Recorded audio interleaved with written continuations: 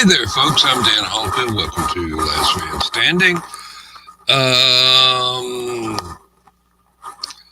The intro was a little truncated tonight. In between Stupid O'Clock and me hitting go live, I had to run to the restroom, and apparently I hit the wrong buttons in the wrong order. So we started off in mid-credits, but that's all right. Nobody's watching anyway. So all right, Bill, come on in. It's not like we're live or anything. We'll correct that once the show starts. I'm not fixing that in post. Screw it. I mean, seriously, it's not that important. Speaking of fixing something, you're ruffling your beard again. Oh, yeah, it did. It did get a little moved there. Thank you. Yep, no problem. Whenever I take the headset off, the boom just kind of bends a little bit. It's like Gumby,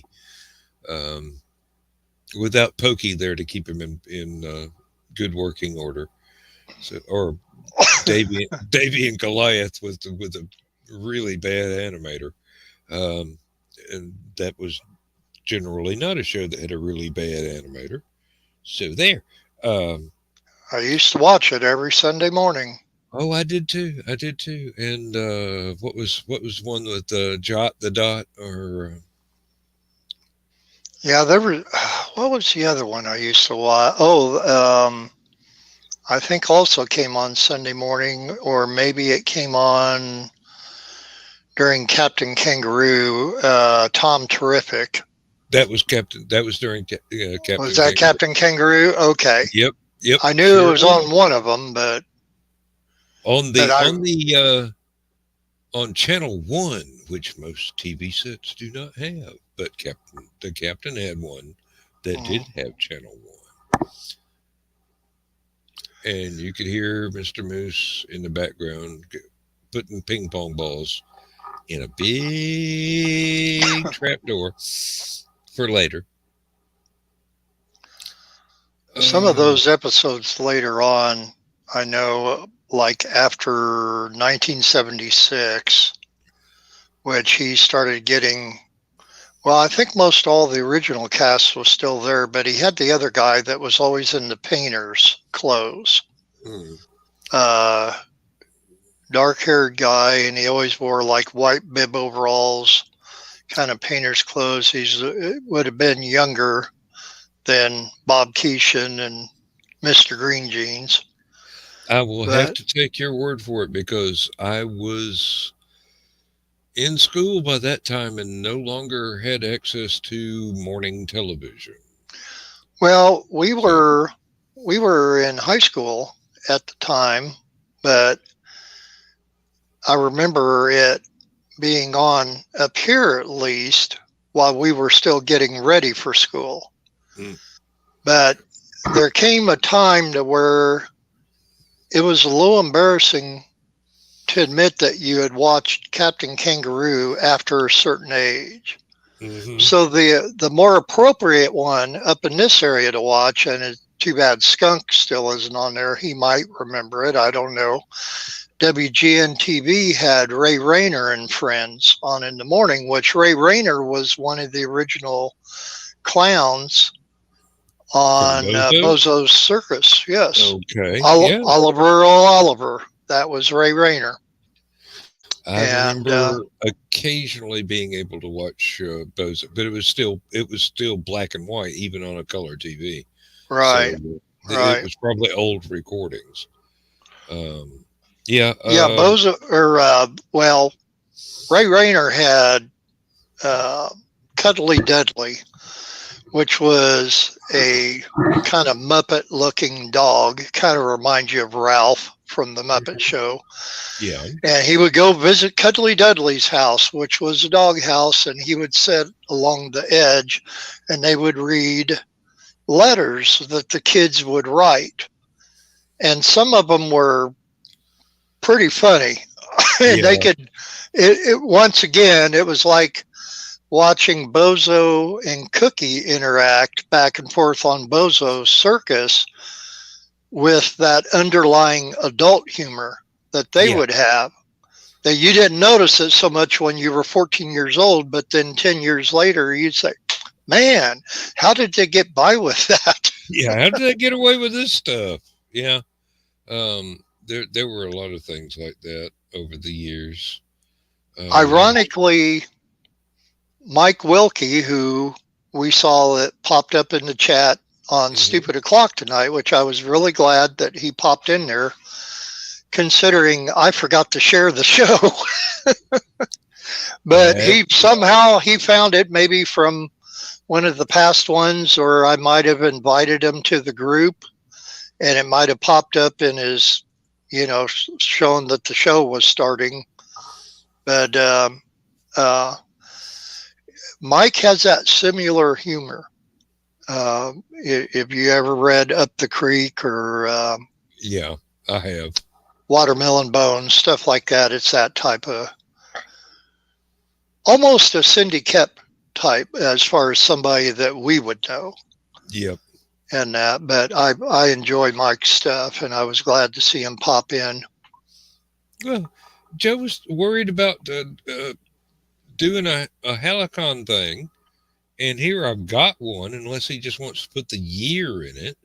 Oh, maybe. I don't know.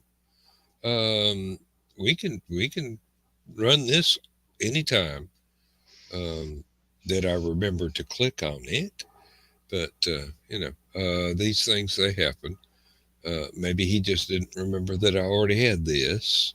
But it's generic enough to where it can be run for any year of the convention. So, speaking of comic strip artists, I got paid a pretty big compliment yesterday, kind of a surprise. A week or so ago, I drew a picture just for my usual, it's time to draw another picture, and post it on Facebook. I drew one of the new character on the Barney Google and Snuffy Smith comic strip that John Rose does. And this is Sparkplug's. Now I'm going to get this wrong, and John's going to have to correct me, but I think it's his nephew, Sparkplug's nephew, little Sparky. Yeah. Which is Sparkplug the horse, Yeah. So anyway, I've drawn Barney Google before, and Snuffy Smith, and some of the other characters. I've never drawn him, and I really enjoy this character because the interactions he has with the little duck that rides on his back, and can't think of the duck's name right off the top of my head either, so I'm not doing too well right now. But don't worry about it. Yeah. But he actually tagged me in a post yesterday, I think it was, and called me talented cartoonist. First time ever. Hey. And I guess I'm a cartoonist. I don't know, but that's the first time I've ever been. I would have pretty much thought of you as an illustrator. Yeah, I've called myself illustrator or whatever. Hi, Michaela. But anyway, if you're still up, Michaela, and you want to jump in, I mean, if you're taking a break from the wordage, don't want to take you away from the paying gig, but just let me know, and we'll pop you a link. Or why don't I just do that anyway, and she can send one, and then if she feels like she wants to come in, she can come in. Not really. It's not not any kind of an obligation. So well, it could be. No, not at all. I wouldn't do that to Michaela. You wouldn't guilt her into doing that? Lord, just because she popped in and said hello, and seeing we're the only two people here that. Hey, now you're the one trying to guilt her into something. Barely holding the show together with hardly any subject content at all, and how much more interesting it would be if an accredited author who's working on a current book could come in and maybe promote herself a little bit. How am I doing, Dan? Thank you, Bill. Thank you, Bill. What am I, chopped liver? No, but you're already here, though. See, it's your show. It's my show. Just because I choose not to go. Hey, I just finished a first draft of the next book here last weekend, and I'm going to be hitting the second draft real soon. And y'all really want to get the ball rolling? Go over to Three Ravens Publishing and say, "Hey, we want this next book by Dan." And he'll go, "Which one?" He's already sent us a dozen. See, you got to be more specific. Yeah, we want the good one, not the crap that he usually writes. Be more Pacific. Yeah, really, and not less Atlantic. Yes, just rest easy, folks. No, I've been really trying very hard not to dive back in the manuscript and start doing tweaks already. I'm trying to give it time to where I can, well, I can't say look at it objectively because it's my stuff. I can't look at it objectively, but maybe I can keep from putting in stuff that don't need to be there. Just be subtle. There are a couple of points to where there was a part that ties into the book that follows immediately after the one I just finished, because I wrote it first. That would be a really good thing to drop in because it is mentioned in the next book. So I need to foreshadow that a little bit. But you're going to give yourself an aneurysm trying to remember all these things now. Yeah, I take notes. I've got a map that is basically mnemonics of 11,000 years worth of stories, a history of this place to tell stories in, and then I've got massive notes for the stuff that doesn't directly tie into the map, but it's just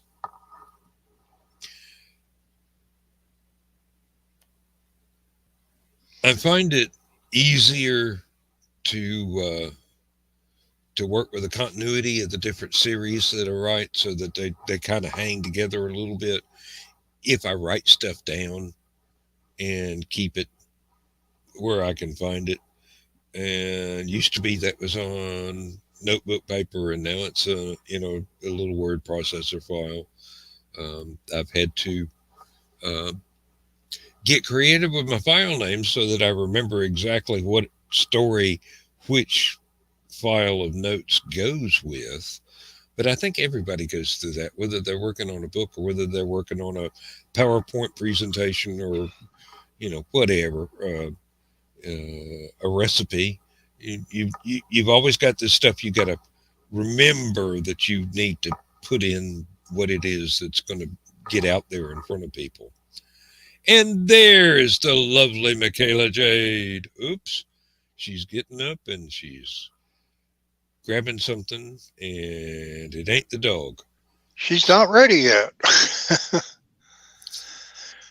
Well, I had a friend of mine. She is basically one of the big wigs of the Lions Club in Southern Illinois. They recently, a few weeks ago, had to go to Springfield, Illinois for a big seminar, and she had to speak at this.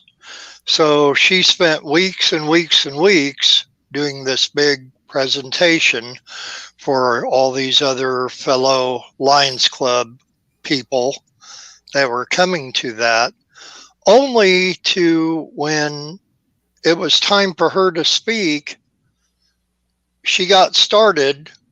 She's legally blind, and she continues to do everything that she did and even more before she became blind, and was working that into the speech.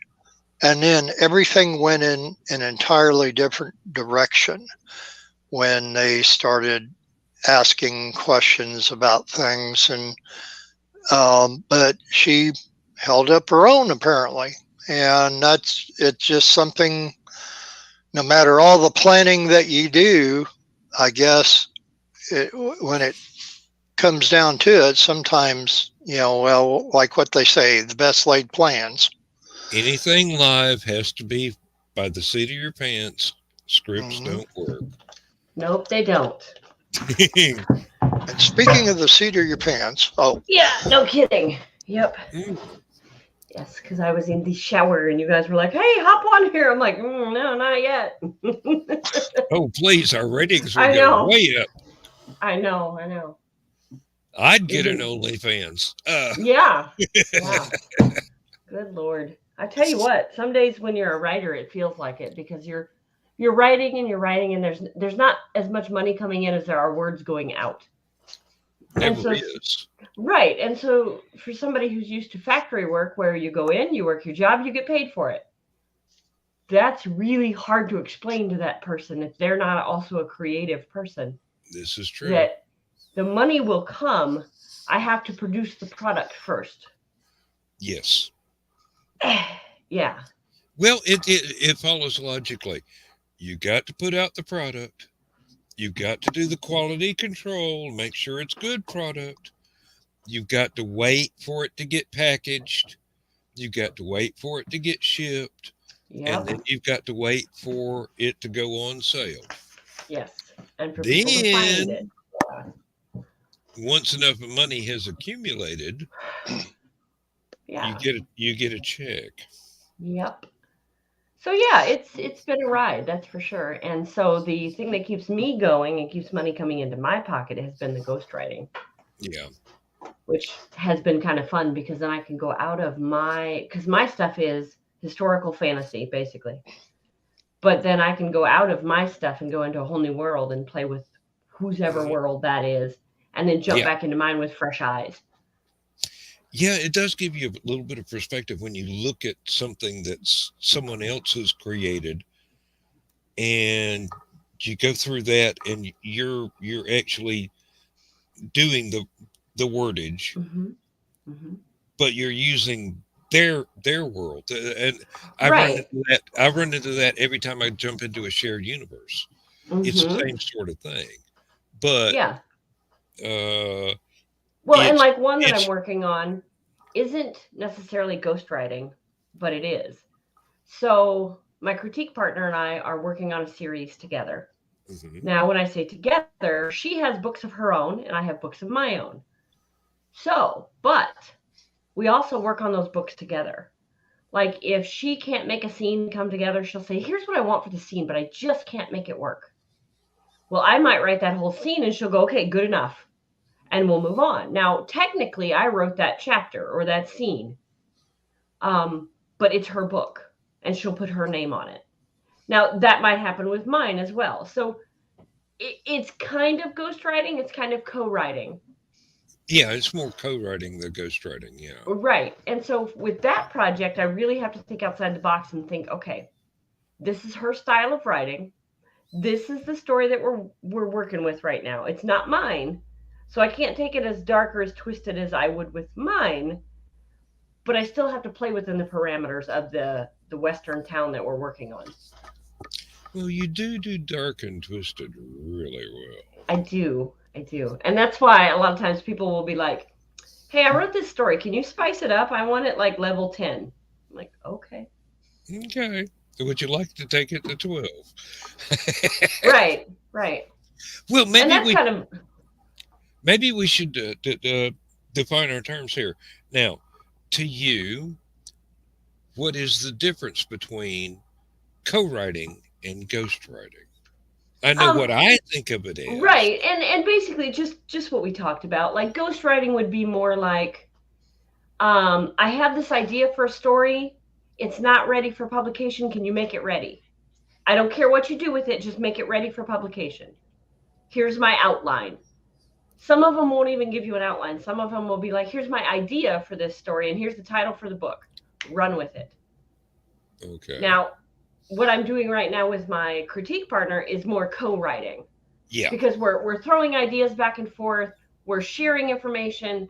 Whereas a true ghostwrite would be, here's my outline or here's my idea, run with it. And when you're done, you're done. They do the editing, they do copy editing, all of it. All you do is get them a baseline story, if that's what you agreed on. That sounds about right to me. Yeah, that's pretty much the way I think of it. Co-writing is more partnership. Yeah. Ghostwriting is more, yeah, I can do that for you, but it'll cost you. Yeah, it's an author that wants to put their name on it, but doesn't want to put the effort in or doesn't have time. And a lot of it is time. Or lacks the specific skill necessary to put it together. Right. Like they could see an outline in their head. Ideas. They could be great at a scenario, but not actually be able to sit flesh in the out chair the story. and fingers on keyboard. Yeah. So if you're willing to do the work, but then you don't really have the time that like you normally would, say if you were working on something of your own, or you don't want to put in the same effort as that, do you really want to put your name on that? That's just it. As a ghostwriter, you don't. Right. As a ghostwriter, I know. But yeah, I realize that part, but I mean, even on the other, do you want to put, if you're, say you and Dan got together to do some quasi sci-fi romance book. You know, I'm just pulling something out of the air here. I would tell you exactly how it works. I would go, Michaela, I've got this great idea for a playground for you for a story to, and I've got kind of an idea what the story will be, but I want it spicier than I can write it. And would you terribly mind?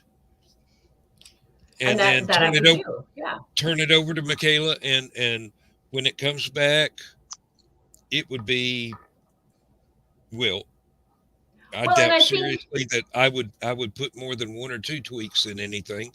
I was going to say, but I think what Bill's asking is like, so if that happened and I handed you back the book and I said, here you go, I spiced it up for you.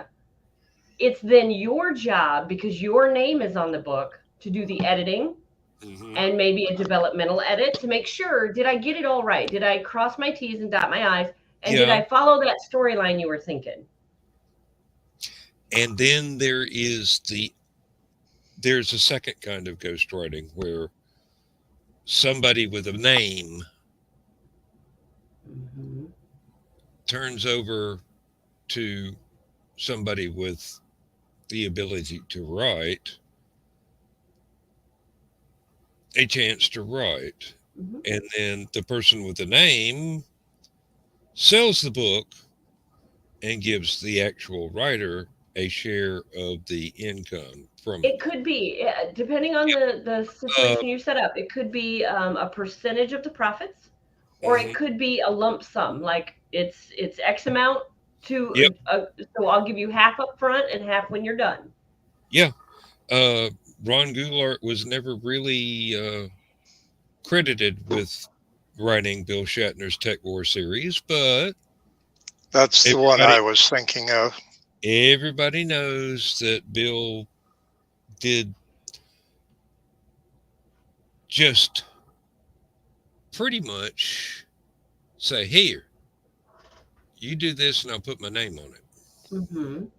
And actually, a good ghostwriter, you will never know that they wrote it. You'll never know their name. Yeah, they will study the name holder's style. If there is a style, some people have no ability to sit and string words together and over something to somebody that does have that ability, and still it works.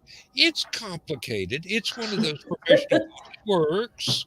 Then there are the things where, like back in the pulp days, where a publishing house would have an author name, and they would hire a stable of writers to churn out book after book after book just as quick as they could, and it would all come out under the house name and not their individual name.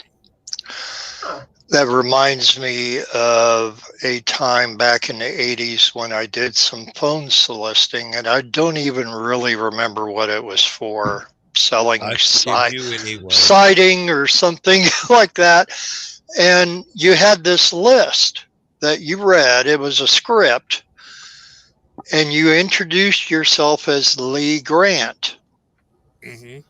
Because Lee Grant could be a man or a woman, whatever, and that was you didn't use your own name, but yes, I wonder a lot. 10 million people in India named Howard. Yeah, right, probably. But I think about what you're talking about with Shatner and the Tech War books and stuff. Did Nimoy actually write I Am Spock? Or was it a ghostwriter? I've never even bothered to look up. I think he did. Because it was more philosophy and biography than anything else. Right. And I know because biographies and autobiographies general could be ghostwritten. And they were just doing the story. I think of two of them right off the top of my head. Jack Benny's Sunday Night at 7 was actually started while he was still alive, him telling the stories of his early days, but the book didn't get put out till after he had passed, well, about 10 years after he passed away. However, George Burns' autobiography called Gracie, which was about him and Gracie Allen, was put out when he was still alive. That's Not All Folks, but Mel Blanc, same thing there, both in the late 80s actually. But was it ghost written or was it written with someone? Well, did they put it out under their name? Like, did it? If George Burns puts the book out, did it say authored by George Burns? I believe, and I don't have either handy right at the top of my head now, but or even to go look, but I believe the George Burns one might have been ghostwritten. Well, I'm not certain, but the name of the book was called Gracie. And but Sunday Night at 7, the Jack Benny one, I believe, was co-written, but with somebody else. Now, see what I just brought up. Come up with a third category that the famous name gives extensive interviews to the writer, right? And the writer transcribes and maybe edits a bit, to only the names have been changed to protect the innocent. Pretty much. Hi, Keisha. Yeah. This one is saying, this one I just brought up on Thrift Books, Gracie, is written by Gracie Burns and George Burns. Oh, okay. Ooh. Yeah. Now she had been gone for a while. She'd been gone for, since I think the early mid 60s. That does early 60s. She didn't leave diaries behind. Right. Or it doesn't leave out that it was George doing it from his memories and just going, well, she was such a big part of this, her name has to be on it. Right. And I could see him doing that.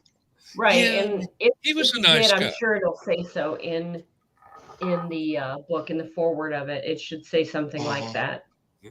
Let me step off to the fridge here. I'm not even going to kill the camera. No, you don't get to step off to the fridge. If he'd had that mini fridge right down the side, use it as an end table. Heck yeah.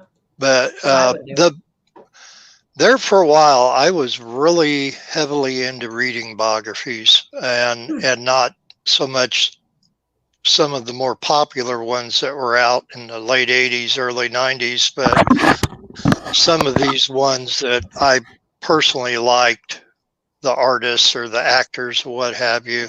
Yeah. And my brother, who was not an avid reader whatsoever, when he picked up the book, no one here gets out alive. Yeah. The story of Jim Morrison and the Doors. He could not put that down until he read the whole, he had a paperback copy, but till he read the whole book. And went on and on and on. And I'm like, oh, this is great. My brother's reading. Yeah. Did he ever read another book after that? Well, maybe a Chilton's manual or two because he was a mechanic, but that was about it. Give him George Harrison's autobiography or the bio book that was written on Led Zeppelin. If that's the kind of thing he's interested in, gift him. Well, see, that's what I said about my husband when he read my first book that came out. I said, why did you do that? And you don't read. The last thing he read was either Calvin and Hobbes or a Chilton's manual. Mm-hmm. So I'm like, what are you doing? And he's like, well, I figured you wrote it. I should probably read it. I'm like, no, you shouldn't. No. No. But he read the whole damn thing. I'm like, okay, whatever. You gonna read the second one? He goes, no, probably not. No, don't want to wind up in a barrel in the backyard. Yeah. No. Too much romance. What was the? Not enough pictures. The Doc Savage pulp magazines was what I was thinking of when you have a stable of writers with a house name. Yes. Right. So basically, Lester Dent came up with the idea. Was it Street Smith or who was the publisher for that? I can't remember. They came up the name Kenneth Robeson put out the Doc Savage magazine for 181 issues, 181 stories. And it was like 5 writers, and Lester Dent wrote over 90%. Yeah. But the other guys, some of the other guys were really good. And there was this character outline for all the major characters. There was these rules, do this, do that. Yep. And don't right within these parameters. Yep. Don't ever do this. And Lester Dent came out with one of the best formulas for writing a pulp story that still works to this day for any kind of fiction, where, Act 1, this happens, Act 2, this happens, Act 3, this happens, Act 4, this happens, Act 5, everything winds up. And you should look that up. Lester Dent's pulp novel formula, I think, would be a good way to Google it, but he's a hell of a lot more eloquent about it than I am, because he dives into detail. Yeah. And like I said, it works for any kind of story, as long as it's fiction. I was just seeing Keisha's comment over here about her first iffy review. Keisha, it's a review, and everybody's entitled to their opinion. They're a lot like assholes. Everybody's got one. Keisha, take it from me. You only pay attention to the good reviews. Well, and with the bad reviews, you can read them and you can pay attention to them, but learn from them. Some of them are good critiques. They're not just this book sucked. Yeah. And so some of them you can glean a little information from them. Maybe your sentences were too long. Maybe your story flow wasn't spot on. And with the first book, sometimes they're not. And you can learn a lot. Just don't take them to heart. Don't think that person didn't like your book and the world is over. Many, many people are not going to like your book. Far, far more many than you can count. But many others will. Yeah, and that's the thing. So you just get a review's a review. It boosted on the algorithm, so let it go. Keisha, have you ever read my first book? No. Just a rating. Ever? Okay. You never will, because it's not ever going to be published.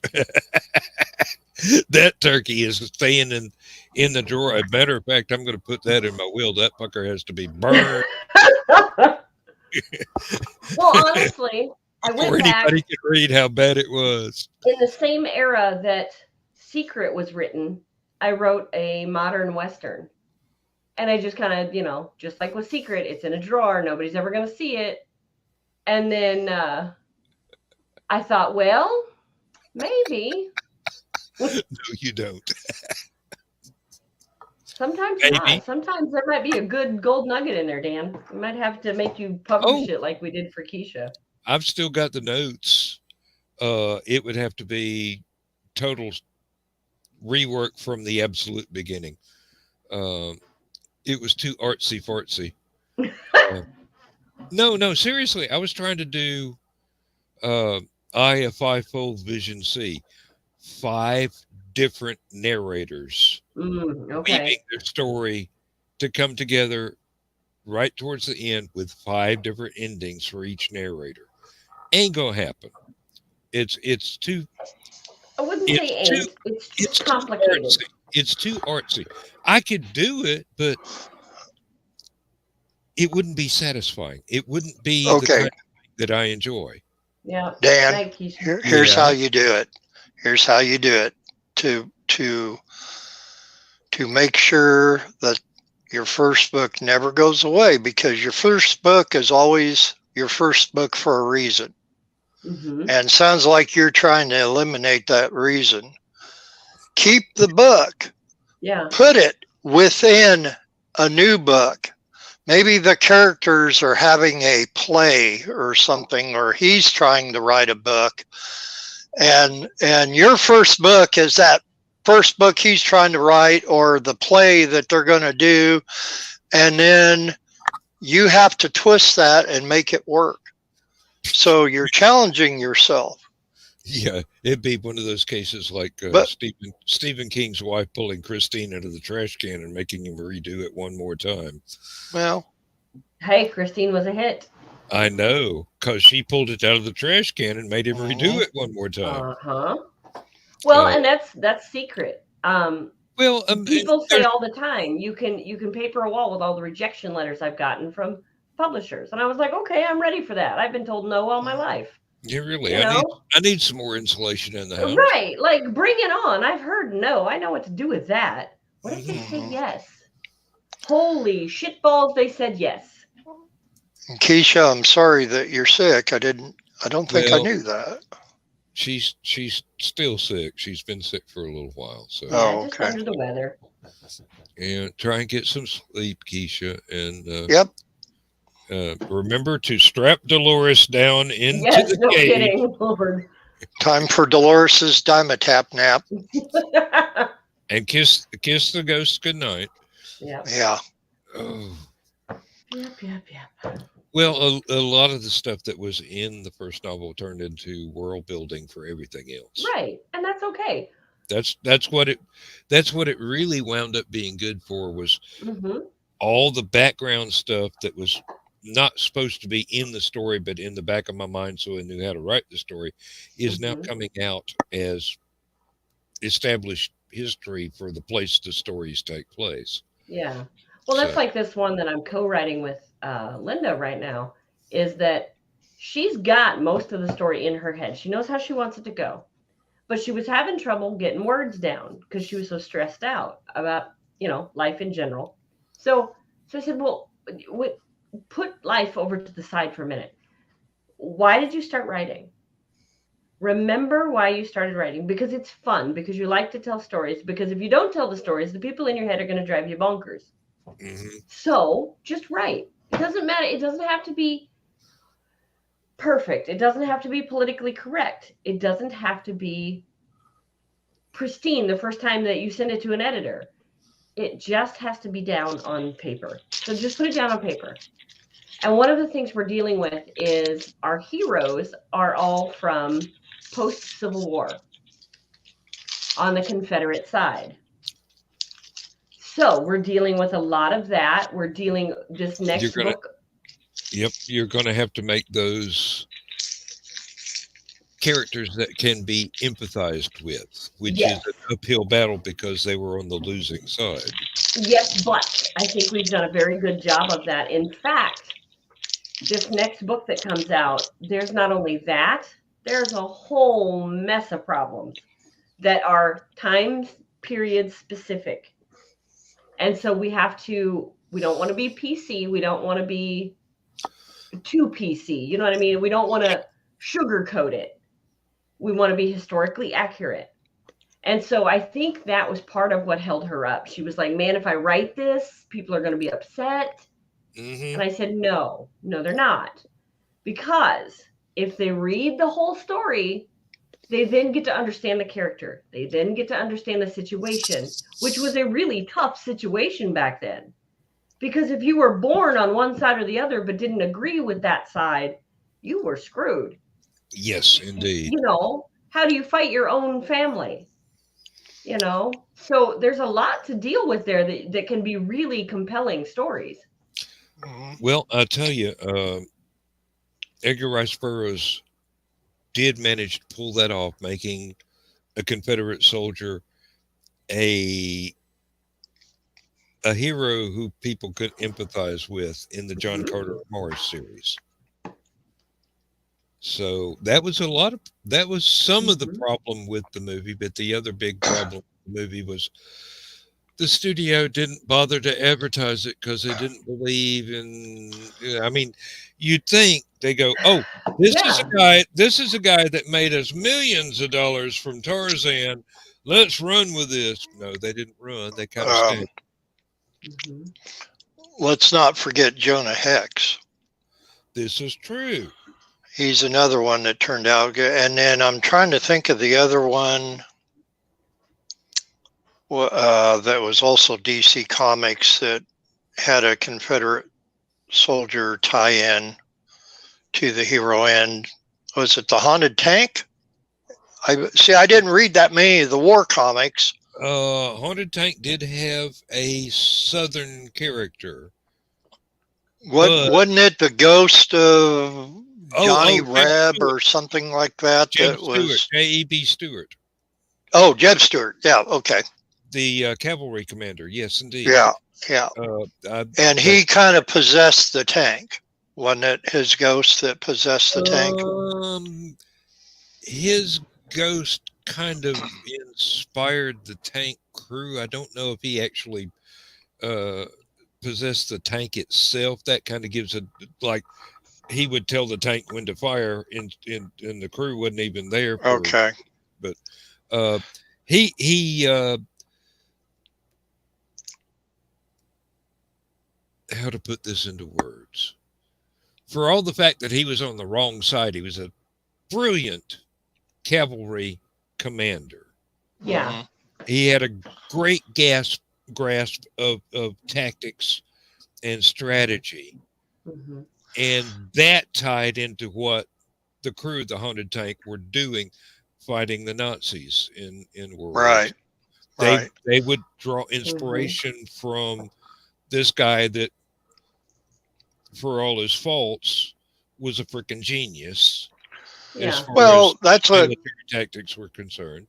Most Civil War historians will tell you, that Robert E. Lee was the greatest commander of that whole war, regardless of what side he was on. You could be on the winning side, and you say, U.S. Grant?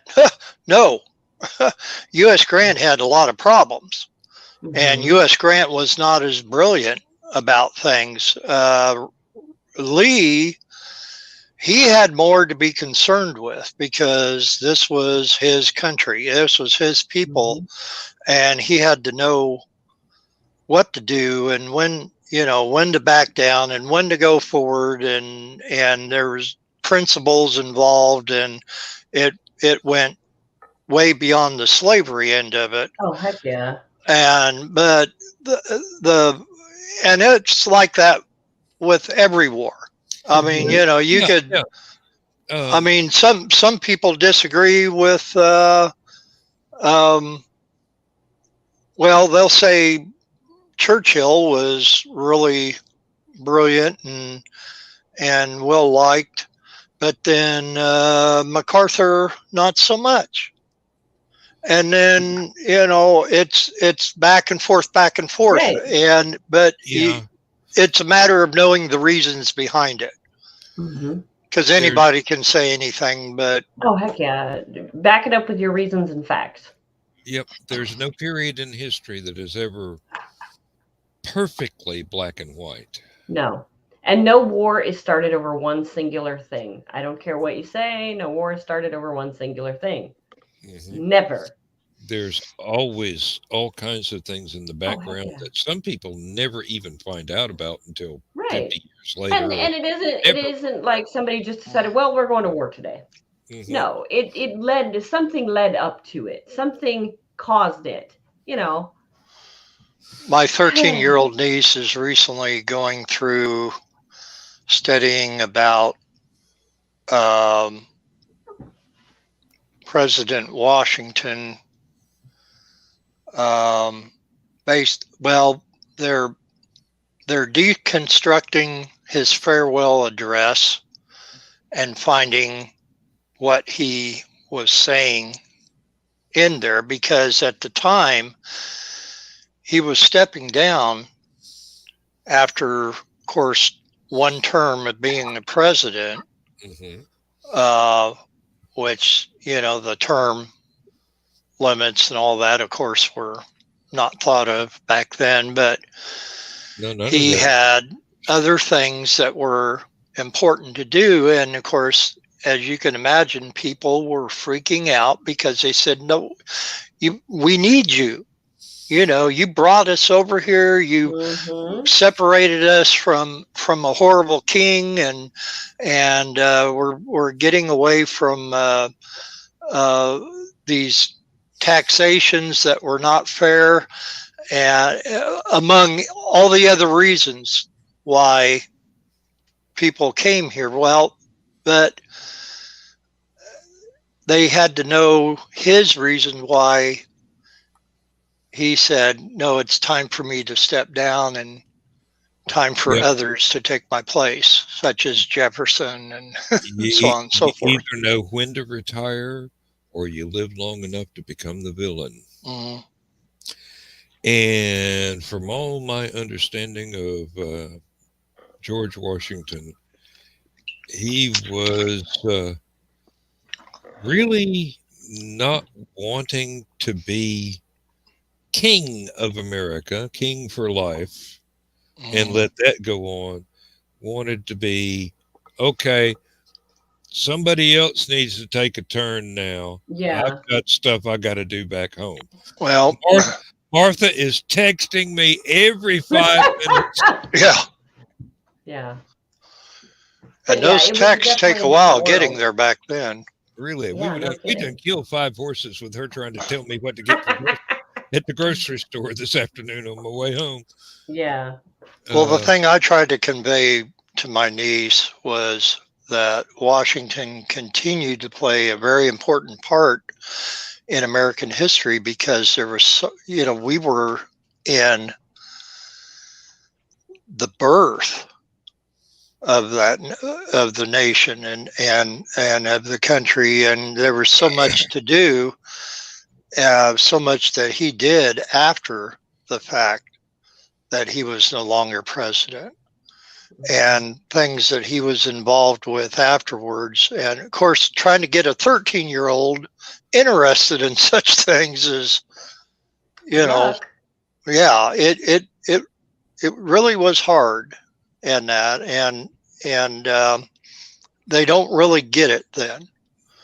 No. I didn't really get it then, and I was actually into some history. I was more into Civil War history when I was 13 than I was in the American Revolution. But 13-year-old, you really don't get it. Here's a plot twist for you. When I was younger, Alexander Hamilton was the bad guy because he invented income tax and the Chase Manhattan Bank with the same rubber check Mm-hmm.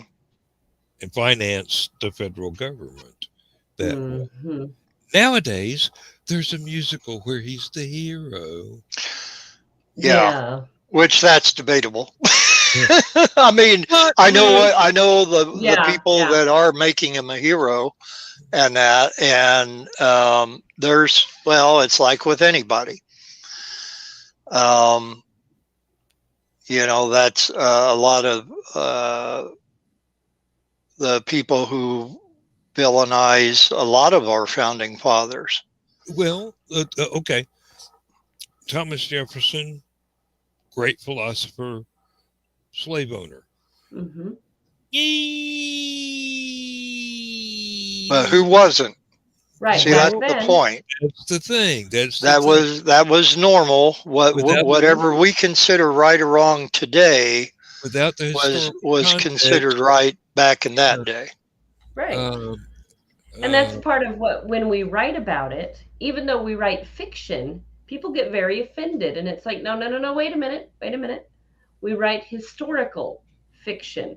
And if you want to get us on historical fact, that was how the people spoke in the day. That was their attitudes of the day. Mm-hmm. Now, we can kind of combat that because not everyone was the same. Just like today, everyone does not agree on everything. Uh-huh. We can combat that with our stories, but it was still historical fact. That's the way people thought, and that's the way people talked back then and treated people that way, you know. And hell, they did it to my people. Like, the white men came here and went, we're better than you. You can't be, you know, you have to convert to our stuff. It's happened in every culture. It's just such a fire point with the whole not slave thing.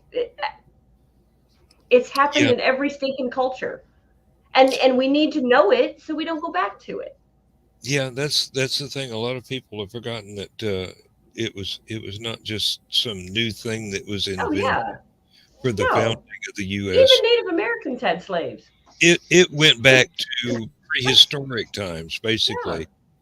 Yeah. You captured a prisoner from a neighboring tribe that you didn't get along with. You made them work in the field or right. whatever, and it was free labor. You know. What a handy thing. It's better than killing them. We'll just put them to work. Right. Or you got a new wife that way. You know, things happen. That's true. Spoils of war. There were reasons for a lot of things, and I kind of go back to World War II when they had the internment of a lot of Japanese people in the United States. For good or ill, there was a reason why that happened at the time. Not a good reason. It was a logical reason, but it was not a good reason. It was a reason that we were scared. We were scared at Pearl Harbor because that was our involvement on all this. Look at the war that's going on right now that we are supposedly not involved in.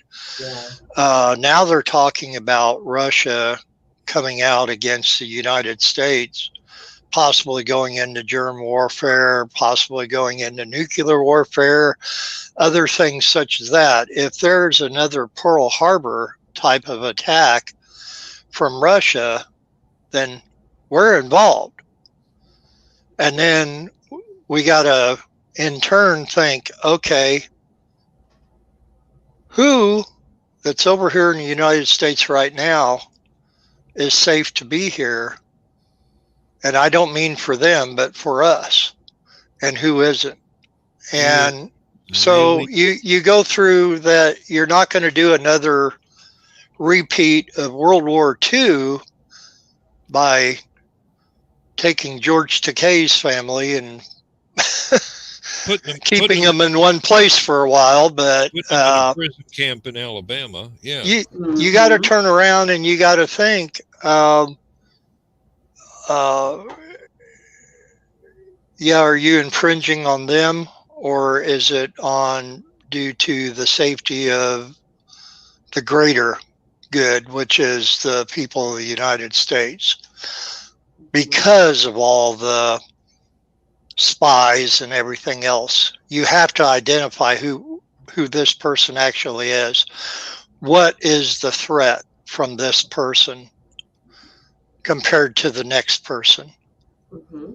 You can't let that slip by anymore. And I think more so today than back in those days, just because of the internet and the way, look at what Russia's been doing, hacking into systems and all that already. I mean, it's crazy. Yep, it's a crazy world. But it's happening. I've got to say, if there's another Pearl Harbor moment, we really don't have to worry about it, because the next thing that's going to happen is going to be post-apocalyptic scenario where everybody's doing road warrior stuff and countries don't matter anymore because there aren't any. Yeah. There might be 100. There might be 100 people left on the face of the earth. That would and be they're not day. And they're not all in the same country. That's one scenario. Yeah. One of many. There might be 15 people left alive in the United States. There might be 12 people left alive in Russia. There might be 20 people left alive in Australia, and nobody else on the face of the earth. So if you don't want that scenario to become reality, then what do you have to do ahead of time to keep it from becoming reality? I mean, it's like a game of chess. Mm-hmm. Or it's actually like one step ahead, yeah. Well, more than that is you got to think on several different levels and still be moving the pieces on. Oh, okay. It's like a game of tri-dimensional chess, and we'll put it in Star Trek technology. It really is. There's more behind the scenes than anybody. I was going to say, and the stuff behind the scenes we don't need to know about. Top officials are dealing with that shit. The average American person does not need to know exactly what's going on just yet.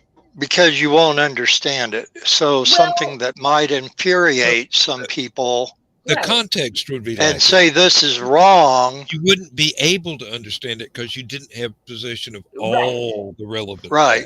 And that's the thing. It would be completely out of context. And the reaction that you would give would be completely out of context. And it just, that's like when 9/11 happened and we had all these reporters going, where's the president? Where's the president? You don't need to know, because if you know, they know. Yeah, really. And you don't need to know. But they were all up in arms over no one would tell them where the president was. Like, he's right there in Air Force One. I saw it fly over the house. Okay. That's where that's like there is a plot point. There is a plot point in a Larry Niven, Jerry Pournelle novel about an alien invasion. There was a way to fight back. There was preparations. There was a weapon being built, and a reporter stumbled across the secret. Yeah. And an ordinary citizen found out, the reporter found out, and murdered the reporter in order to keep the whole world safe. Oh, holy cow. If the reporter was worth his salt as a reporter, there was no way in hell he was going to keep it secret, and the secret had to be kept. Oh, wow. Yeah. Read Footfall by Larry Niven and Jerry Pournelle. It's only about 600 or 700 pages. It ought not take. Is it? Okay, good. Oh, good. Yes. Yes, we knocked that out. Well, it's like I was talking about. It'd be like reading Dune, basically. Backstage tonight, watching the Newsy channel today, and they were talking about Biden speaking at the NATO conference and talking about how he's going to pledge, I think it's another $4 billion to support Ukrainian army and the people. And then, of course, it come up about Ukrainian refugees because Poland cannot take any more. And so he said about letting in 100,000 refugees into the United States. They say, yeah, he's on his way to Warsaw. And people are, well, what's he going to do there? Who's he going to talk to? Whatever. You're not to know that yet. Right. You may never know all the secrets. Yeah. Which certain things could be compromised, and it's not, and I'm not a big supporter of Biden, but being that he is the president right at this moment, you got to understand that they have certain ways of doing it, the same way that Trump, Bush, Reagan, anybody else before did the same thing. Nixon in Vietnam, or Ike, or just keep going. FDR during WW2. But certain things had to be kept away from people knowing. You'd probably know about it later on, but the whole thing, when I heard about Russian troops are rumored to be taking Ukrainian people hostages, or kidnapping them and holding them for hostages in Russia. And now you think, okay, what's this latest thing going to be? And how's it going to be dealt with?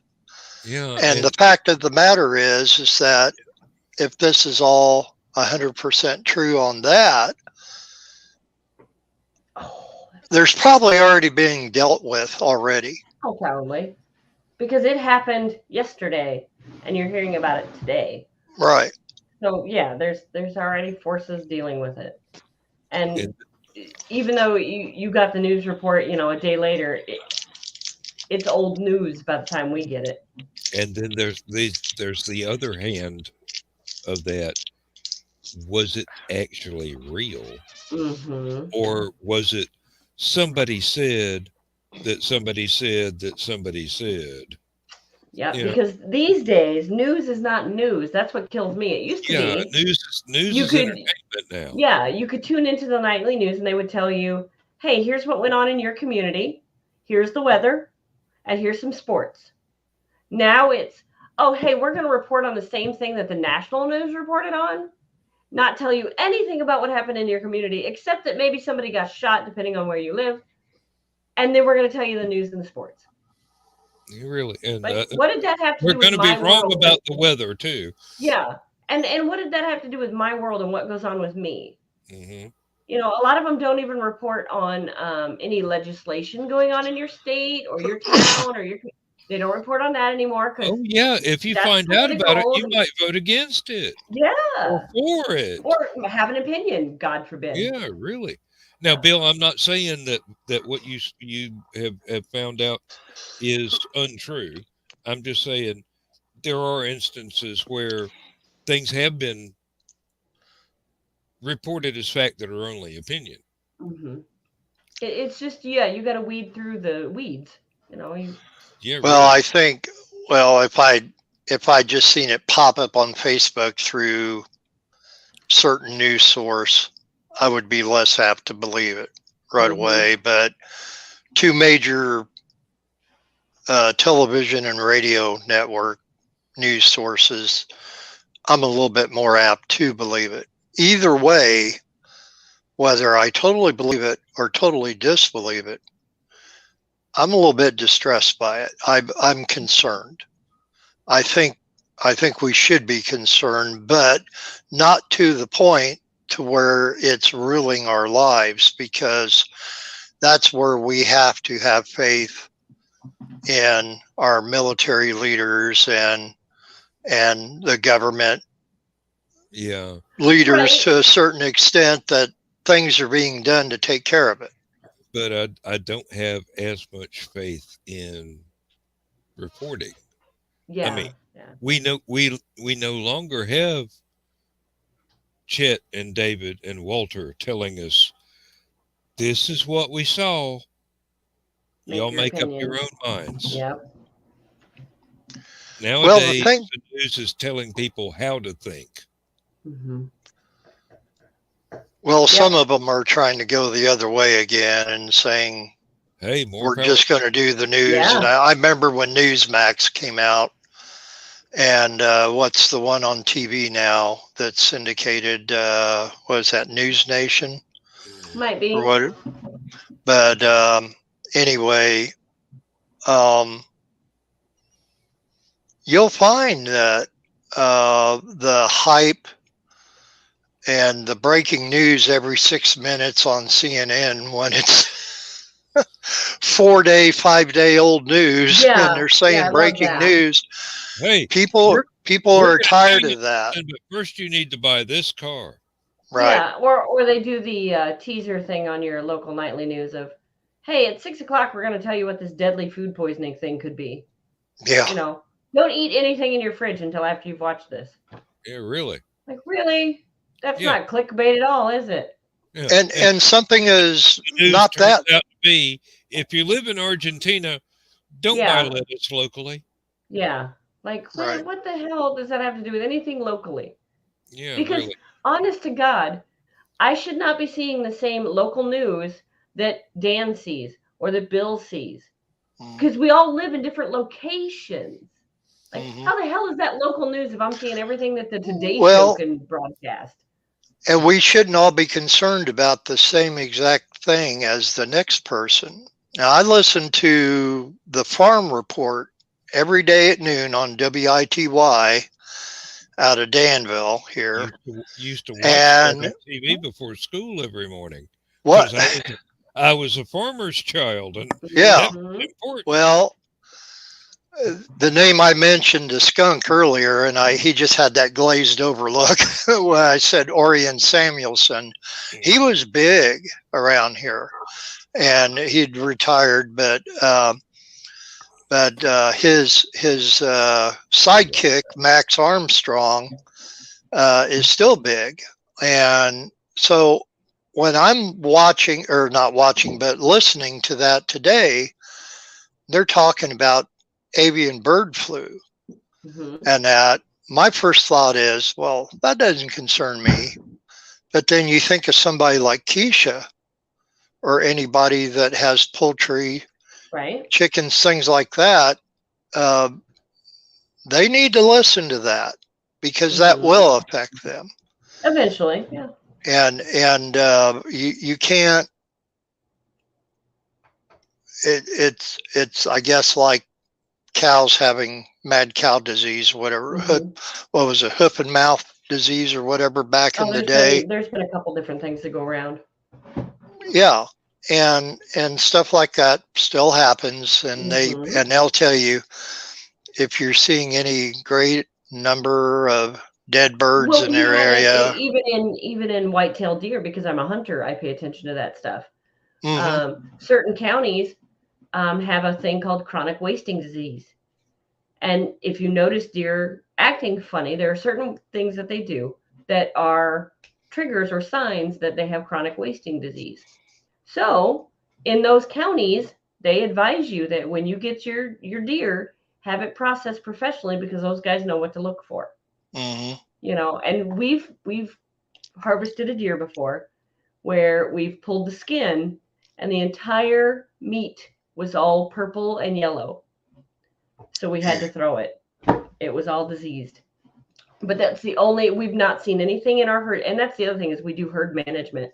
So we watch them. We watch to see, are they growing properly? Do we have, too many bucks or too many does or not enough of one or the other? But it's all stuff to watch because, yeah, even wildlife can get it. And the thing about it is that for years and years and years, they talk about the overpopulation of deer and how important it is for hunters to go out to help take care of that. Those diseases like that can just wipe things out in a heartbeat. Yeah. Yep. That's why the permit system is so crucial, because let's say I buy a permit every year, and every year I don't fill it. I just buy it because I didn't see a deer to harvest. I didn't, each permit also has to be reported. So even though I bought it, the state is like, okay, she bought it. But they also know that I didn't claim a deer. So if they come to my house and I've got deer in my freezer, it better be labeled. So, right. But for me, it could be my husband got it, my kid got it, a friend got it, whatever. But because I'm one of the only ones that will eat the heart, a lot of them will toss that as waste or garbage. But I will eat it. And then some people will use the liver for fish bait, or they'll eat it. So if you have it and you didn't kill that or harvest that deer, you better have the tags on it. So each tag comes with a number. When you report that you've harvested a deer, comes with a number. So the state knows not only did you buy a tag, you use that tag. So then they've got a number. Let's say that 500,000 tags were bought, but only 100,000 of them were claimed.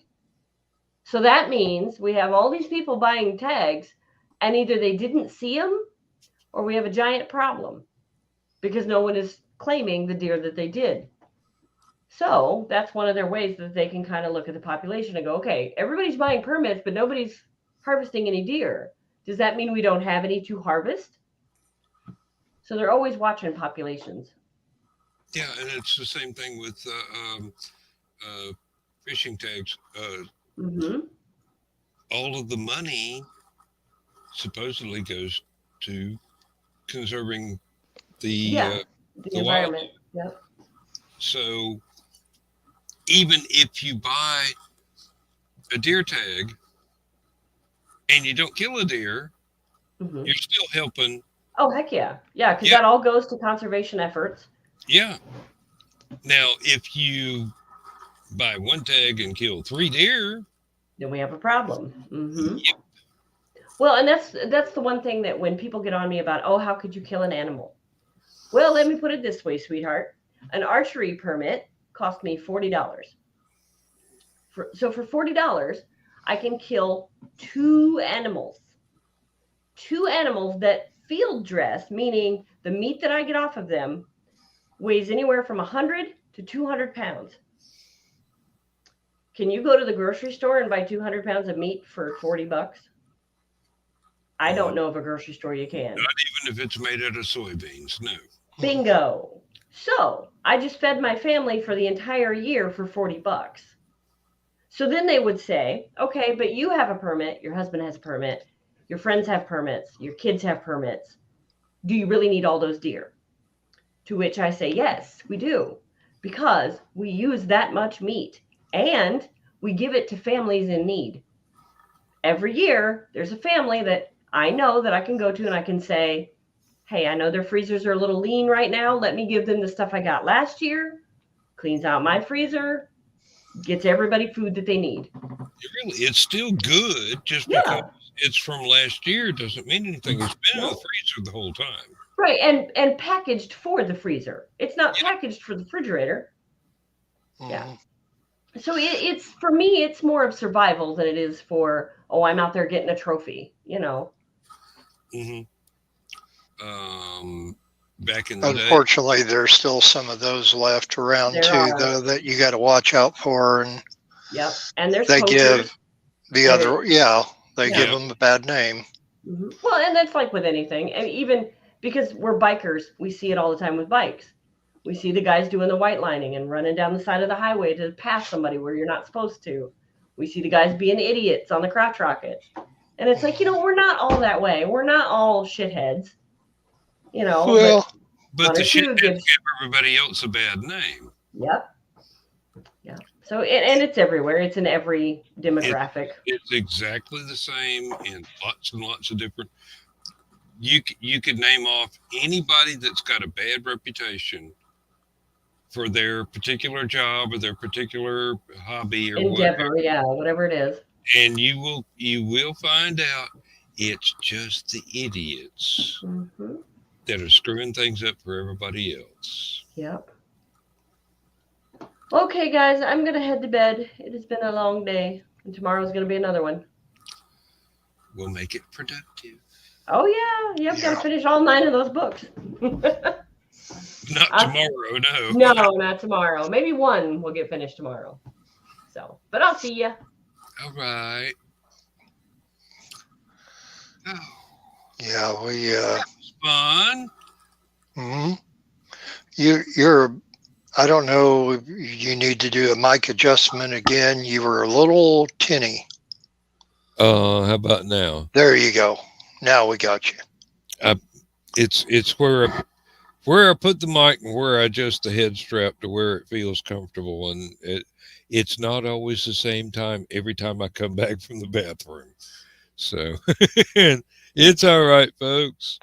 Well, first I thought it was me on my end, and I'm tapping my volume level on. I can adjust that with my mute button, and sometimes I accidentally drop it when I hit my mute button to cough, and I hit it again. It'll lower the volume, and so I was checking it at first, but. No, my mic volume and the headphone volume are both hard settings in the computer. I don't have an individual thing on the headset itself. You need an old-fashioned VU meter in front of you, watching it go back and forth, and that way you always know where you're at.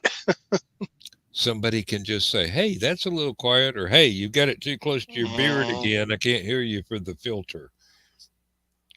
And well, I played with mine, and of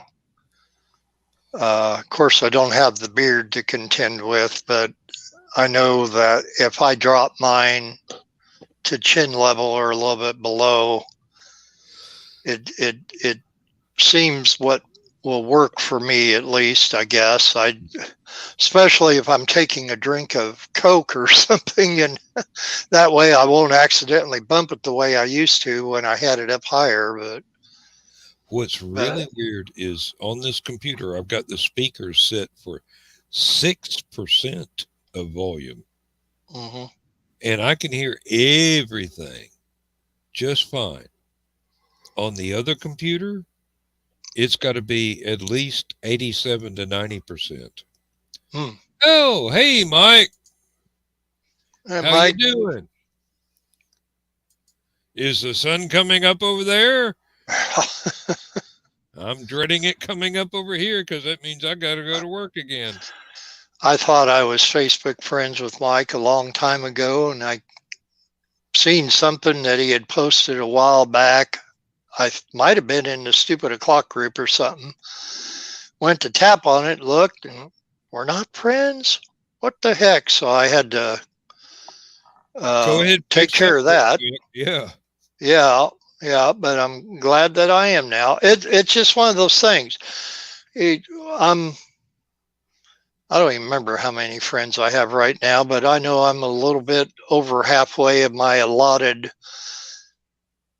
maximum Facebook friend list of 5,000, but I've got another 4,200 to go.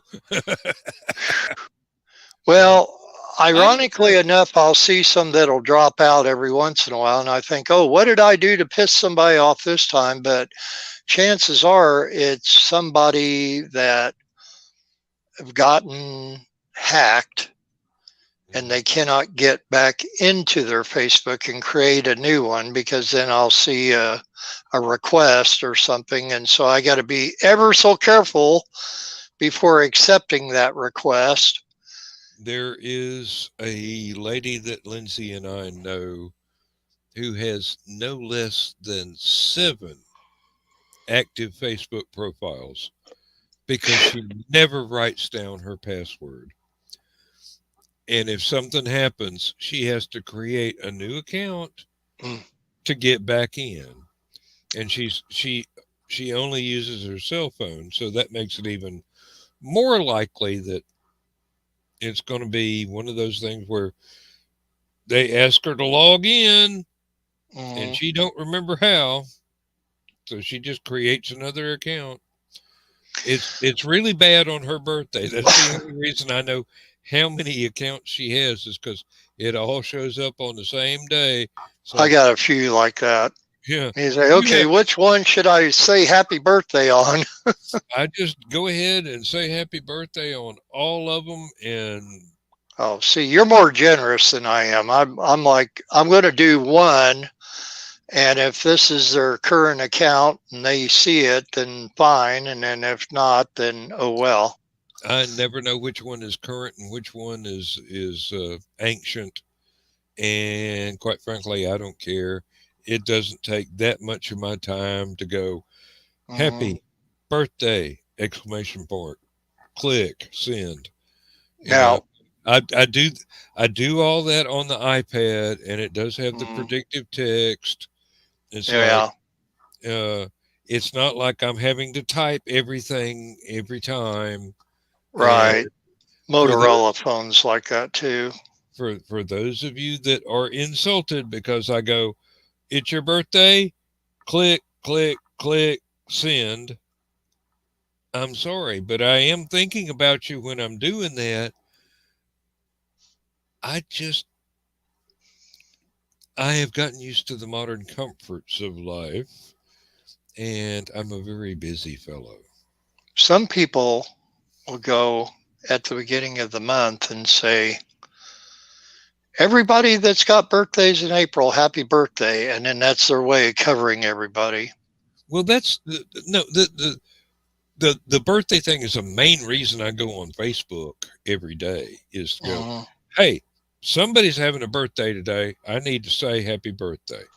And I always try to, after how many? After all this time that I've been on Facebook, and the only reason I'm really here is to stay in touch with my kids, to tell my fans when I've got something else coming out, or, whatever. And then my friends, if I've got something on my mind that I feel like is worth sharing, I'll post that. Otherwise, I might not be on Facebook more than, once a month, once every other month. I used to just live on Facebook, and now I've got other things I need to do. Yeah, same here. The novelty has worn off. And I'll be on it more, and I'm typically on it twice a day. Once in the morning when I first get up, because I have several people I check in on, and a couple cartoonist friends that go to the trouble of posting one of their cartoons every day. One of the comic strips, whether it be Dennis the Menace or Snuffy Smith or the Phantom or whatever it is that they're doing every day. Mike Wilkie's, for example, is one of them. And then I'm busy, and and I try to get my little sketch in there posted around 11 o'clock in the morning to noon, somewhere around there. Or I'll just post one of the old ones, and then I'll check it one time in the evening. And I used to be on there for hours. I used to be on there back when you're scrolling through the news feed, you could scroll for about an hour, and then there was no more new news feed. It's hard to believe that now, but you reach the end of the internet, there is nothing left for you. It's like, the earth is flat and you're about to fall off the edge because you're at the end of the news feed. And I will say, for all the people that you talked about that had all the other accounts, I am guilty. There is one of my Facebook accounts that I didn't get hacked or anything. I just accidentally logged myself out. I could not get in. I tried to create a new password. I don't know if this was before the forgot your password option or whatever it was, but I could not get back into that Facebook. That was my very first Facebook account that I did umpteen million years ago. And I probably only had about 50, 60 friends on Facebook at the time. Mm-hmm. So not a lot, but they were all personal friends. So when I went to create a new one, I really had to kind of reconnect with everybody. And it was not easy to do. So now I make sure that I either stay logged in, which is usually what it is half the time, or that there for a while Facebook was saying, your session has expired, please log in. I hate that. I really do. It's like, I wasn't finished yet. Mm-hmm. And then on the gripping hand of what I was saying before, I've got so many of my writer friends that I want to keep up with, and other writers I'm not, exactly friends with. Just kind of, I either have met them at a convention or I've never met them at all, but I want to stay connected with them so I know when they've got something else coming out, something new that I might want to put on my Kindle, and they're the people in the boating community over in England with the canal boats. I've been staying connected with some of those and catch up with them on Facebook, as well as watching the. This has been I started looking at this canal boat thing as research for a character in a story that I thought, hey, maybe this guy has got his own boat, he just lives on his boat, he doesn't have an apartment.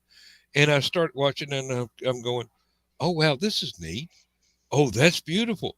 Oh, wow, I wish I had one of those. And it just kind of ballooned from there. Here's this enormous time sink of me watching YouTube videos of people with different styles of boats over in England and Norway and you get swept up in it. It's fun. It's fun. And they're beautiful. They're beautiful things. And some of them are like floating apartments, they're so big. It's some of them are bigger than some of the mobile homes that I lived in back in the day when I was poor. Not to be insulting people that live in mobile homes, but I didn't have enough money to get it to buy a house anywhere, and that was the way to go back in the day. And, very, very big thing in the 70s. Well, and around here, it's still a big thing, but nowadays they're making them rather palatial for trailers.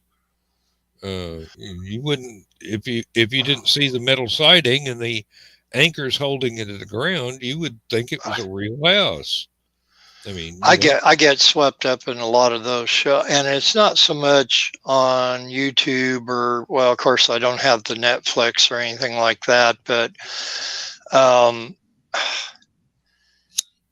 very few reality shows, but there will, and now more so, I don't watch them simply because everything I watch is off of an antenna or with my smart TV on whatever's free.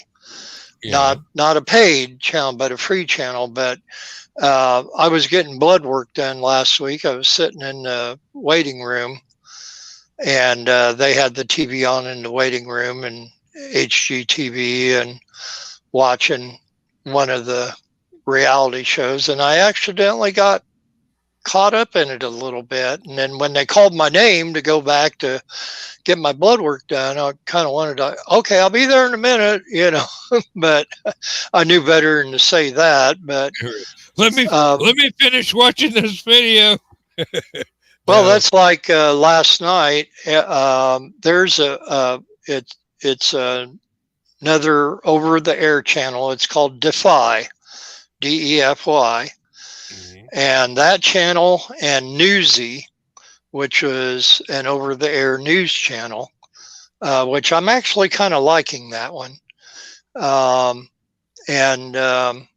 Except they've been doing the Senate hearings stuff a lot recently, and Judge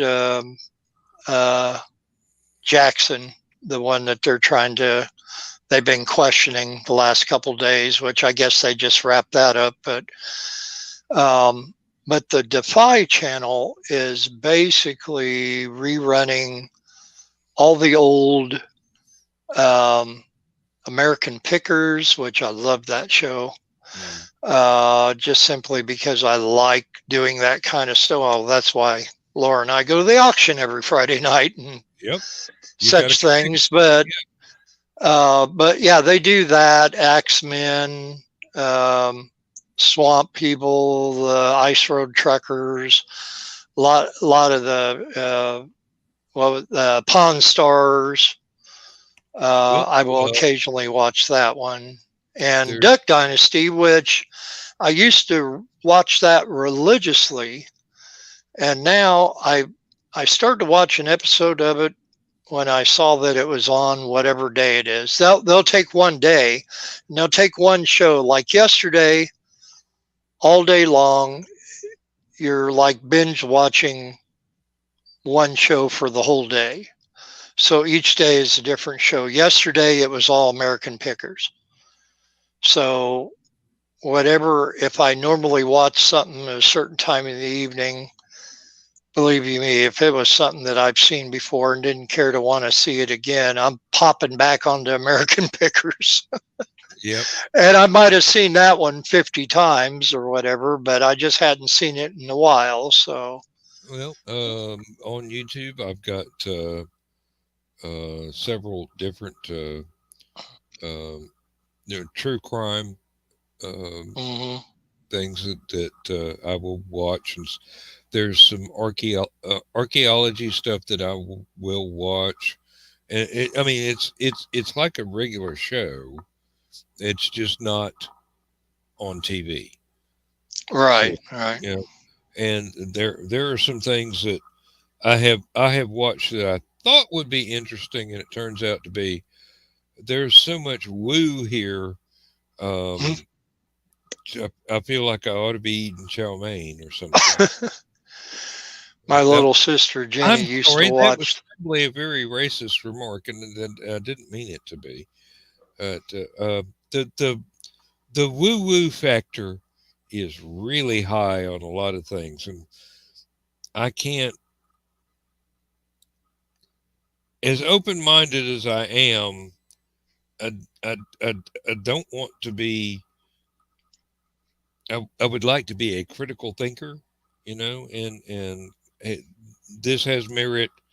This is kind of out there and speculative, and I'm going to have to take it with a very large grain of salt. And this is complete fantasy.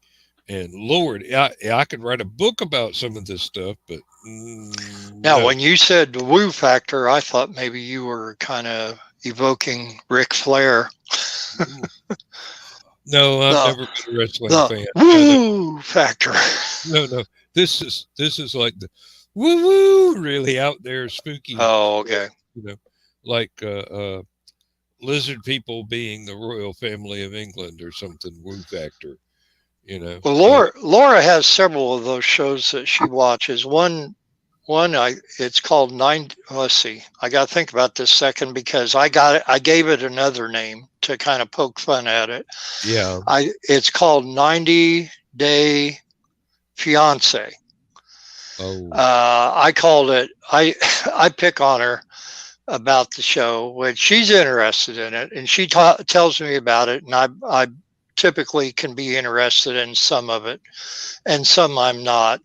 But I call it 90-day divorcee. but she'll like. There's several shows similar to that. Some of which, like what you would say about the woo-woo factor, be kind of out there, and then some not so much. And I will watch those if the presenter is eloquent and doesn't seem to be silly, just not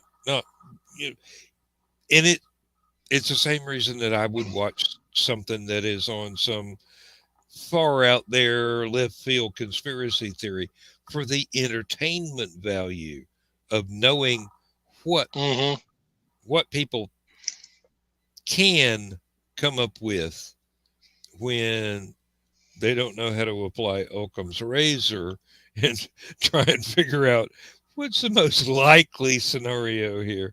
The moon landing hoax is like, yeah, is it really likely that 50 years worth of people working at NASA conspired to keep this secret, when if there was any way to make the U.S. look bad, the Russians at the time would have broadcast it to the world shamelessly? Or is this just another ancient astronauts von Daniken sort of thing, and you've got your entertaining way of going, this could be right? No. Well, it can't. Those flat earthers exist out there, so it's probably programs for them and kind of geared for their mentality more than ours, probably. But 90% of the people that claim to be flat earthers are just doing it to poke fun at everybody else. Well, I think probably they got kicked out of their parents' basement, and now they got to do something to. No, that's the 10% that are actually serious. The rest of them are having fun, making a joke. And then there's stuff about the history of different comic book characters that I'll watch, just to learn more about stuff that I might have been exposed to briefly as a child, but have forgotten. And here's all these statistics and instances of this really obscure character showing up maybe 3 times in the last 50 years. And I'm going, yeah, I used to own all 3 of those comic books before my first wife stole my comic book collection and sold them for $0.10 a piece. But I love the back and forth between diehard DC fans and diehard Marvel fans. And for the longest time, the Marvel fans used to poke at the DC fans because of the whole Crisis on Infinite Earths when that came out, and everything since then. Going on and on. Well, they can't even control their own continuity, so now they're trying to have a do-over. And now I don't think Marvel's got any reason to be bragging about their continuity. Well, yeah, they're right now, I mean, No Way Home, and it looks like a lot of future movies are going the same route with that multiverse continuity. I'm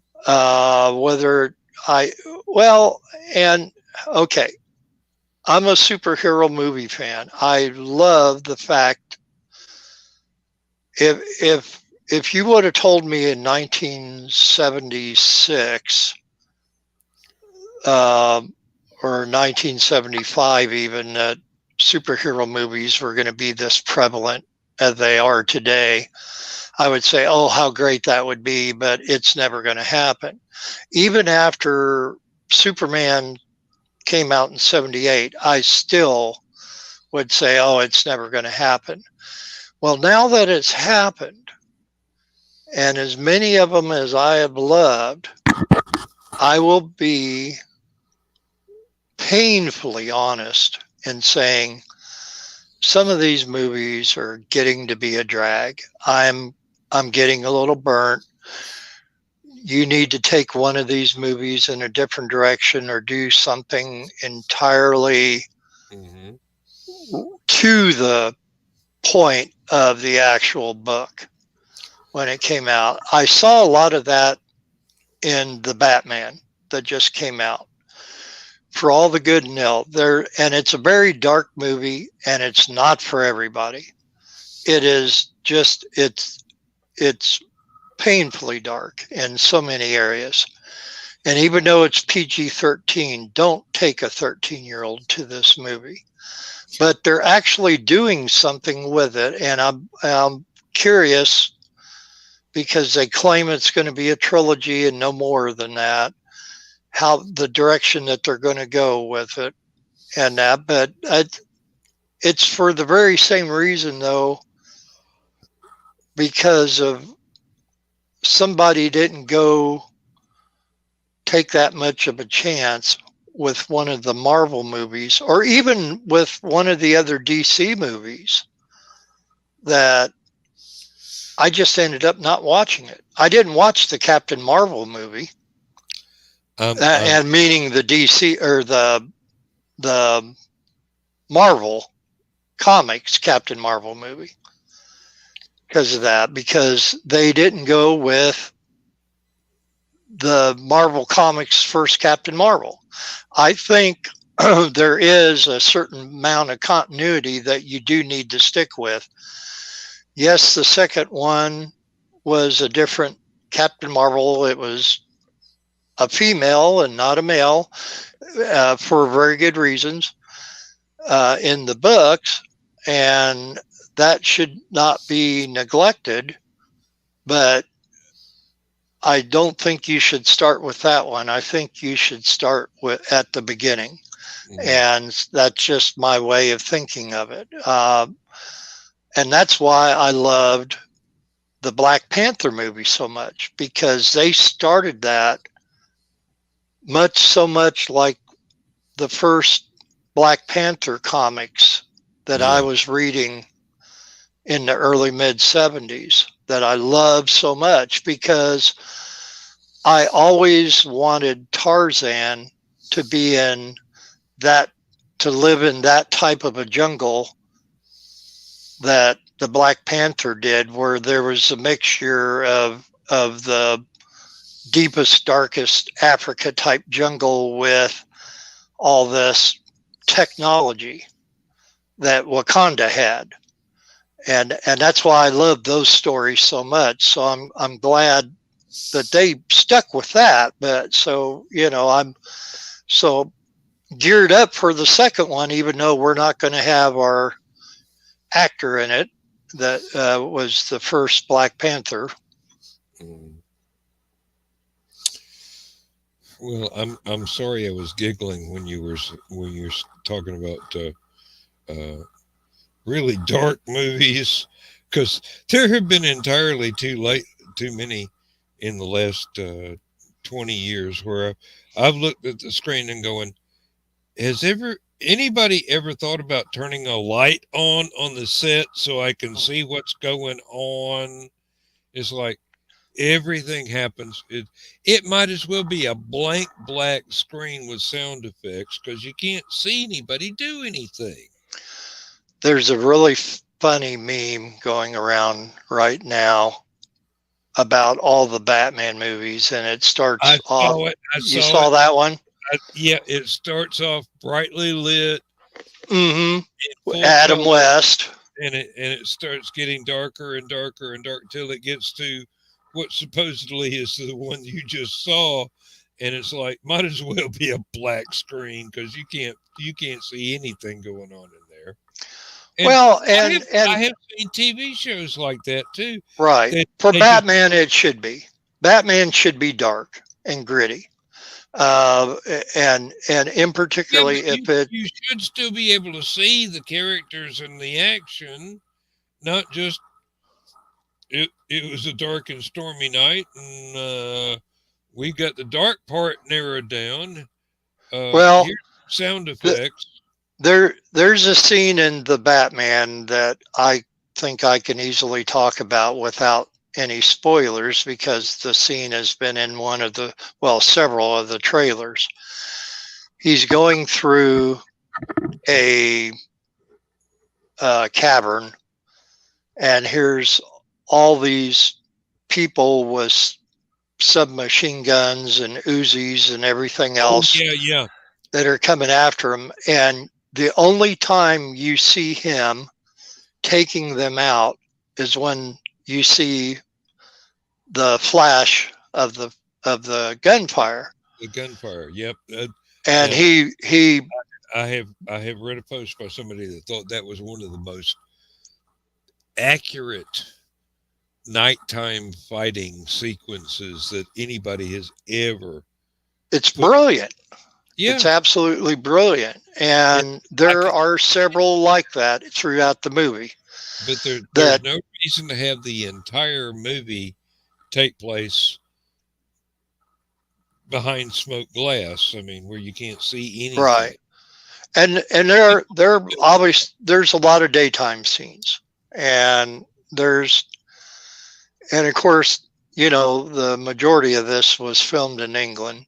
And even, of course, the daytime scenes are dismal and very foggy and very, it's not like watching the daytime scene in Superman 78. Yeah.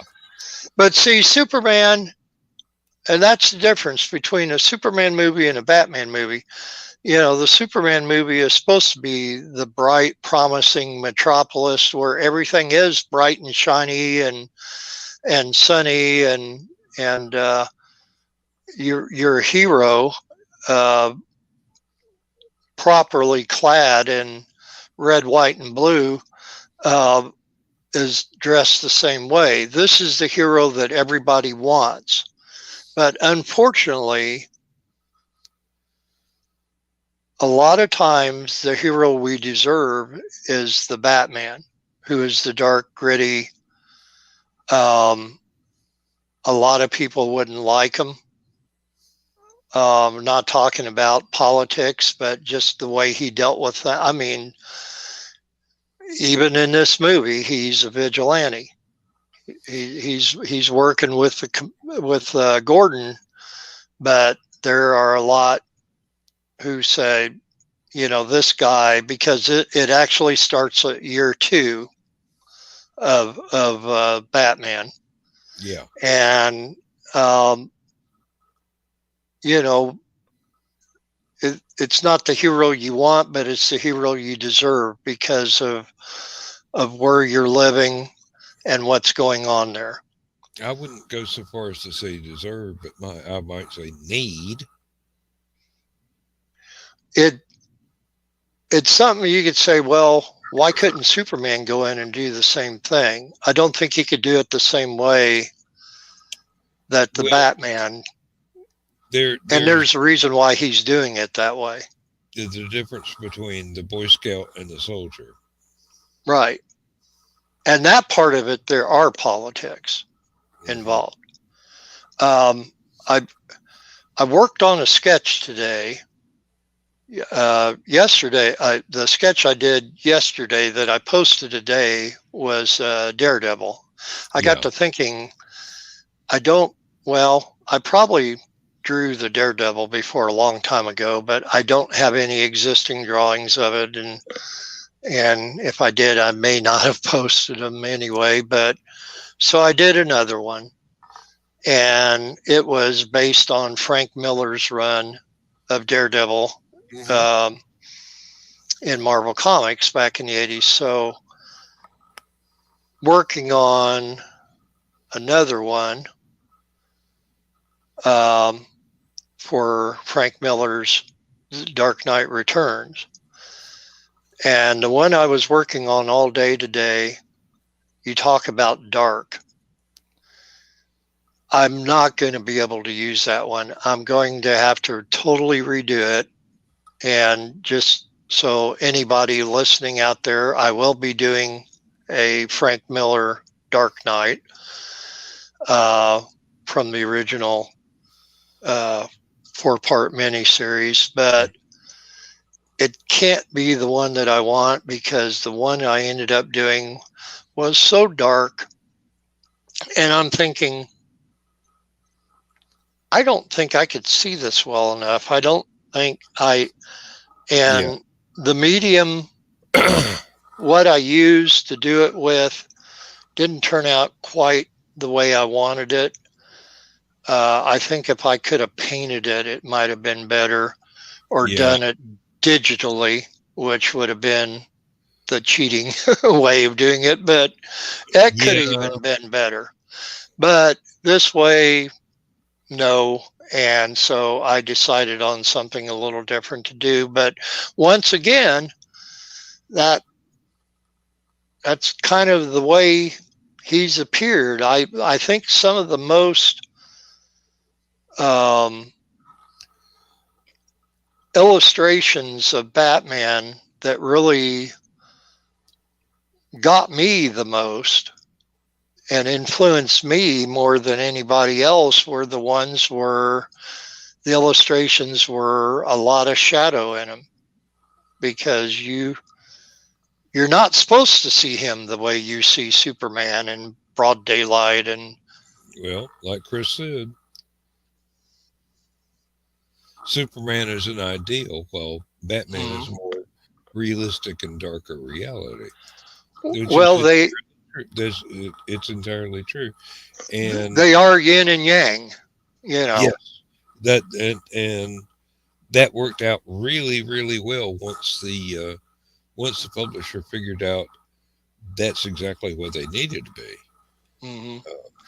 And if you remember in Frank Miller's Dark Knight Returns series, there was a lot of heavy politics in there of the day, because Superman was working for President Reagan at the time.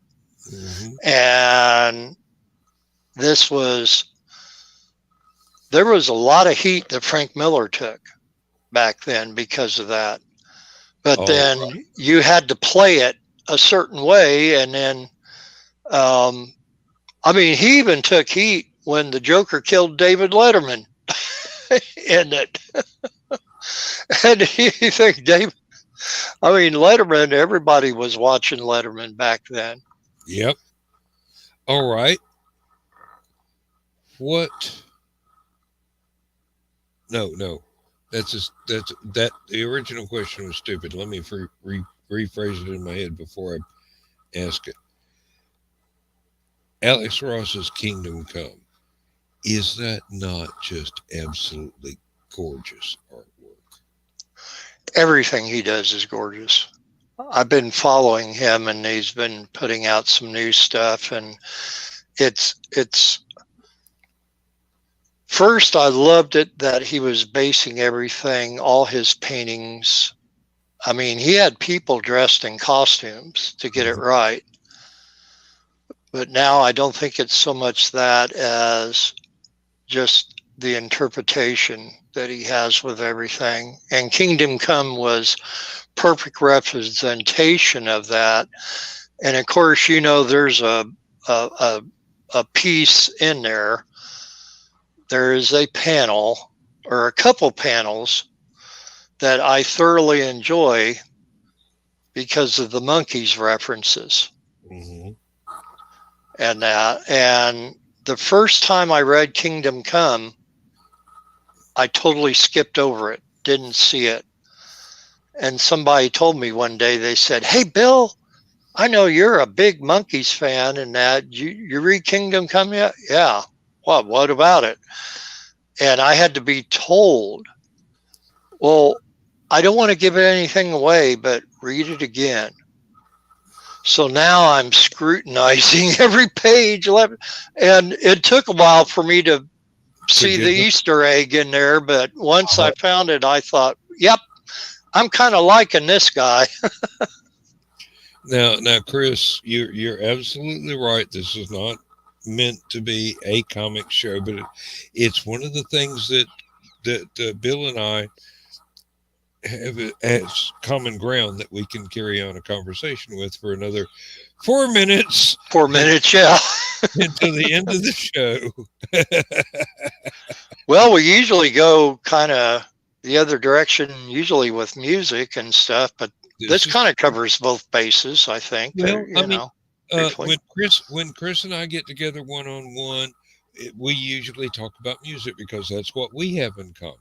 Hmm. With you, the common ground is art and comics and uh, popular entertainment as they relate to the first two, and that's just the way things work out. And I'm more than up for the music part too, because I heavily, of course, that's Oh, been a part of my life for a long time and that, but then I know that once you get too many people on the very exact same thing, it's oh, there what do they there. talk about every week? Oh, they talk about music every week, or they talk about SpaceX every week, or whatever. And I, I want to be a little bit more diversified on my interests, Mhm. so that if there's too much about one thing being talked about or whatever, and I know that uh, we're turning the corner on a subject, whether it be on your show or on Stupid O'Clock, that I need to be prepared All right, to here you go go. that direction. You and Chris both. I just the other night went back to a band that I discovered back when I was in college because one of their albums was featured on the official University of Georgia radio station, and Hmm. they played the entire album. They were only supposed to play one side, and they went, we're gonna play the whole album. So y'all just kick back, eat your burritos, and we'll just play this. And the band is called Crack the Sky, Hmm. and they are very jazz as well as very orchestral. So they will have all sort of stuff. They remind me a little bit of Frank Zappa and the Mothers of Invention with an orchestra, but without the dirty jokes. Hmm. And not to say there's anything wrong with Frank Zappa and the Mothers and the dirty jokes. It's just a different style of music. Different taste. They were very. Crack the Sky is a very tasty sort of sound to it. It's a very pleasing sound, and it is very literary as well. And I really don't know how to describe them any better than that. They pretty much have to be experienced to be understood. So go ahead and go on YouTube and scan for those. Oh, we got 1 minute left, and um, thank you very much, Bill. Thank you very much, Chris. Not. I've got to go to work in the morning. I can't run overtime, so we'll just. Yeah, I have my appointments, and I got looking at them again, and I noticed one was actually a little later than what I thought it was, so that was the reason why I was able to stay on. But still need to back out, and I will let you know about Saturday, and that because I'm not sure yet. I'm going to ask her tomorrow at Well, night at the auction. another time, then we can explore other Hmm. topics or anything we've already covered. It really doesn't matter. It's as long as it's something that we can enjoy talking about, and Hmm. maybe spread a little knowledge of these things that some people have not experienced yet and might quite like to have once they find out what experiences we have had that are memorable to us. And on that note, you have a good night, Bill. Get you some rest. You've got an important day coming up. Yep. Good night, Chris. I don't Night, know what Chris. you're doing tomorrow, Chris, but it's definitely important. And I've got to go to work in the morning. My alarm clock going to go off in 5 hours. So, on that note, we come to the end of the story. But good night, everybody. Bye, con Dios.